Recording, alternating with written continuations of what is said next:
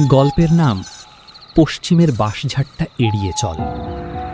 আমাদের গ্রামে একটা নিয়ম আছে, সূর্য ডোবার পর কেউ পশ্চিমের বাঁশঝাড়ের দিক দিয়ে যায় না। ছোটবেলা থেকে শুনে আসছি ওদিকটা ভালো না। আমি এসব বিশ্বাস করতাম না। শহর থেকে পড়াশোনা করে গ্রামে ফিরেছি, তাই এসব কুসংস্কার মনে হতো। একদিন সন্ধ্যার পর বন্ধুদের সাথে আড্ডা দিয়ে ফিরছিলাম। শর্টকাট ধরলে বাঁশঝাড়ের পাশ দিয়ে গেলেই দ্রুত বাড়ি পৌঁছানো যায়। সবাই বলল, ওদিক দিয়ে যাস না।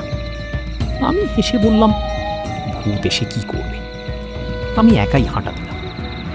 রাস্তা ফাঁকা, শুধু ঝিঁঝি পোকার শব্দ। বাঁশঝাড়ের কাছে পৌঁছাতেই হাওয়া যেন হঠাৎ থেমে গেল। একটা অদ্ভুত গন্ধ, কাঁচা মাটির সাথে পচা কিছুর মিশ্রণ। আমি থামলাম, তারপর শুনলাম কারো হাঁটার শব্দ আমার পিছনে।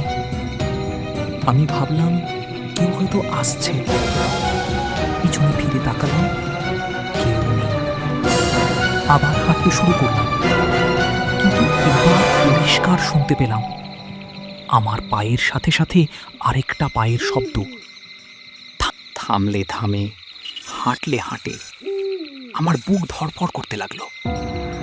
হঠাৎ বাঁশঝাড়ের ভেতর থেকে একটা মেয়ের গলা, এই দাঁড়াও। গলাটা খুব ধীরে, টানা টানা। আমি জমে গেলাম। গ্রামে শুনেছিলাম এই বাঁশঝাড়ে কয়েক বছর আগে এক মেয়ে গলায় দড়ি দিয়ে মারা গিয়েছিল। আমি নিজেকে বোঝাতে লাগলাম, ভ্রম, সব ভ্রম। আমি হাঁটতে শুরু করলাম দ্রুত, কিন্তু এবার সেই গলা আবার। আমাকে ফেলে যাচ্ছ কেন? আমি আর নিজেকে সামলাতে পারলাম না, দৌড়াতে শুরু করলাম। দৌড়াতে দৌড়াতে হঠাৎ বুঝলাম আমার সামনে একটা ছায়া পড়ে আছে, কিন্তু আশেপাশে কোনো আলো নেই। ছায়াটা আমার না, কারণ সেটা দাঁড়িয়ে আছে আর আমি দৌড়াচ্ছি। আমি থেমে গেলাম। ছায়াটা ধীরে ধীরে আমার দিকে ঘুরলো, আর তখনই আমার কানের কাছে ঠান্ডা একটা নিঃশ্বাস। এত তাড়াহুড়ো। পরদিন সকালে আমি জ্ঞান ফিরলাম নিজের বাড়িতে। লোকজন বলল আমি নাকি বাঁশঝাড়ের পাশেই অজ্ঞান হয়ে পড়েছিলাম।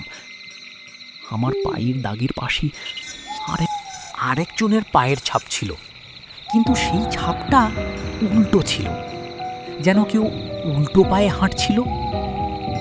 এখনো গ্রামের সবাই বলে, সন্ধ্যার পর যদি কখনো ওদিক দিয়ে যেতে হয়, পিছনে কেউ ডাকলে